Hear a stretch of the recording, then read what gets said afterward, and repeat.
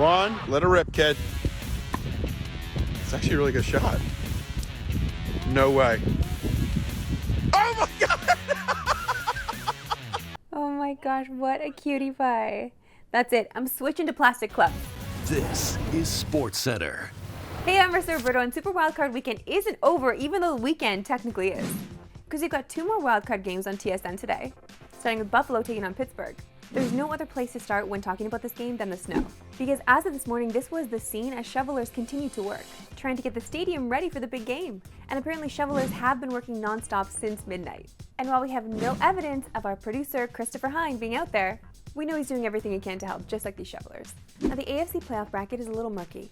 If the Steelers win, they go to Baltimore, and if the Bills win, they host Patrick Mahomes and the Chiefs. On the NFC side of things, though, it's a lot clearer.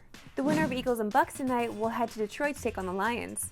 And this game is a toss-up, to be quite honest. Philly's lost 5 of 6 games coming into the playoffs, and they'll have to win without their best skilled position player, A.J. Brown, who is out with an injury suffered in the final game of the season.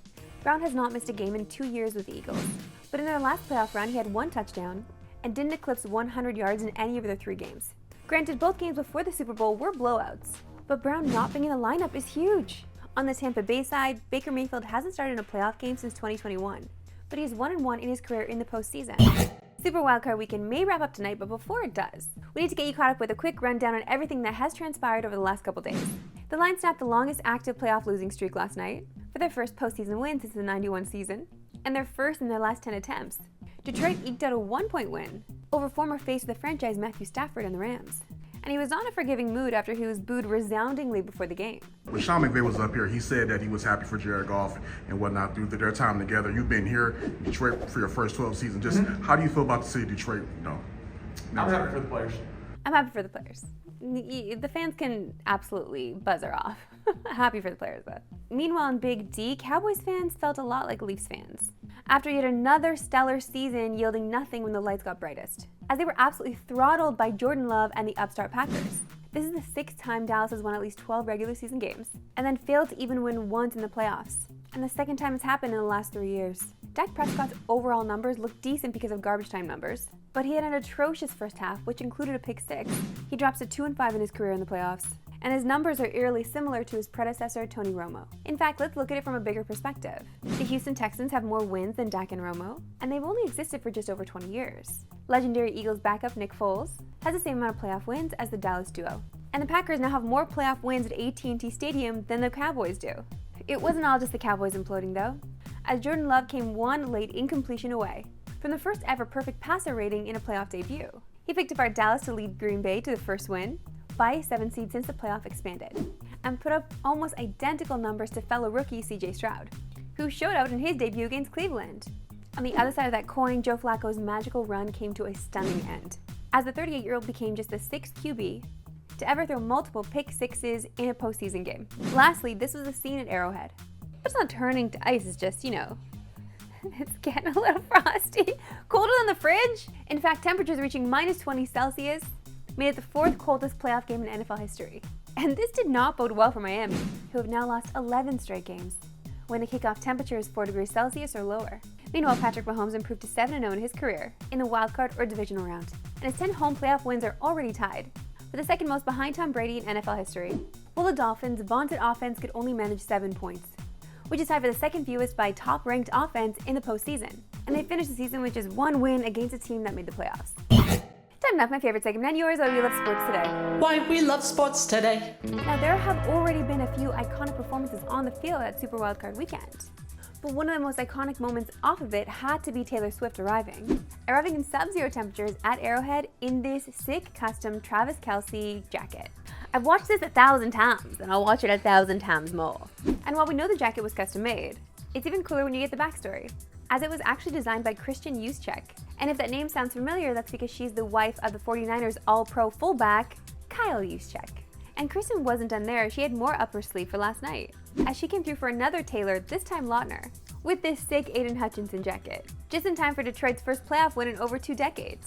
And just a little trivia for you, Taylor Swift and Taylor Lautner were romantically linked around this time 15 years ago. That's right, we're taking you back to December. Meanwhile, our last Why We Love Sports stuff is heading back to LA. And for keeping it Taylor themed, let's just call this karma. The Clippers have been absolutely rolling, having won 22 of the last 28 heading into last night. And with Rudy Gobert struggling from the line for Minnesota, it looked like another easy dub for the Clips. Hey, let me know what you do this song. I got you. I'm watching for you right now. All right. He's shooting right now. Oh! 2 times, bro. Oh my gosh. Hey, it's tough making free throws, okay? You don't have to have these guys dogging you on the bench. However, Gobert responded after that, hitting 4 clutch free throws, finishing with 15 points, 18 boards, and 4 blocks. And with his T-Wolves up 4 in the dying seconds, it's time for karma to bite Russ. Westbrook.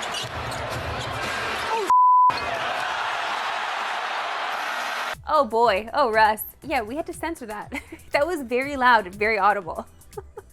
Today is Martin Luther King Jr. Day south of the border, which is always one of the biggest days in the NBA calendar, and today is no exception. The action on TSN actually got underway at 1 p.m. Eastern, with the Rockets and Sixers. But we've got Wemby and the Spurs visiting Trae Young and the Hawks.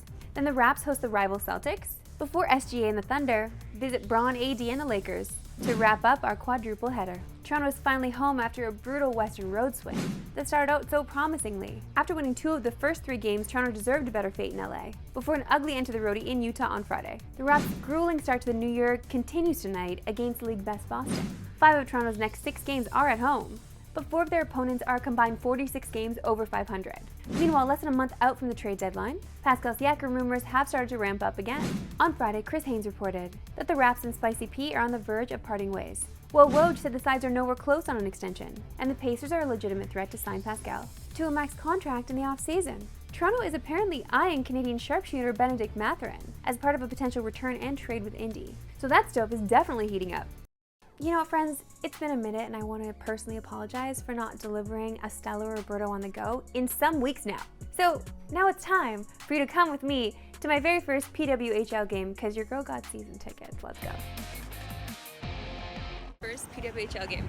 Missed the inaugural game because I was in Saskatoon, so I was very excited to get down here. Already seeing all the girlies and their jerseys. I'm excited to have seats behind the visiting team bench because I get to see familiar faces like Saskatoon's very own Emily Clark. The problem here is that the visiting team is good, and this is them trying to get away with a sneaky line change during an icing call. The refs seemed awesome. We're just letting them know, hey, I'm not letting you get away with this. During intermission, I wanted to see what the snack situation was like here at Madame E. It was not good, guys. It's not good out here. Also, my seats are in the second row, but there was a little girl in the front row that couldn't see what was happening because the front row seats actually suck, so we traded with her. Like, I genuinely feel bad for the people that got front row behind the bench because you can't see anything. Exhibit A, this girl had to stand to see Toronto on the other side. The little girl behind me was all tapped out in the second period, so we snuck back up to our seats for the third. That unfortunately did not help Toronto's luck in any way. Ottawa just kept being better. But bright side for Toronto, we had lots of friends in the stands, and I got to witness Toronto's first ever franchise home goal. If I haven't made it obvious by now, Ottawa did win this game. Hopefully next time I come out, Toronto will take the dub and I'll be singing all the way home. And Toronto is back in action on Wednesday, as they host Boston at my favorite Madame E Arena. If you can't make it down like I did on Saturday, you can catch it live on TSN at 7 Eastern, 4 Pacific. That's all for today. We see you right back here tomorrow at 3 Eastern, no Pacific. Have a good one.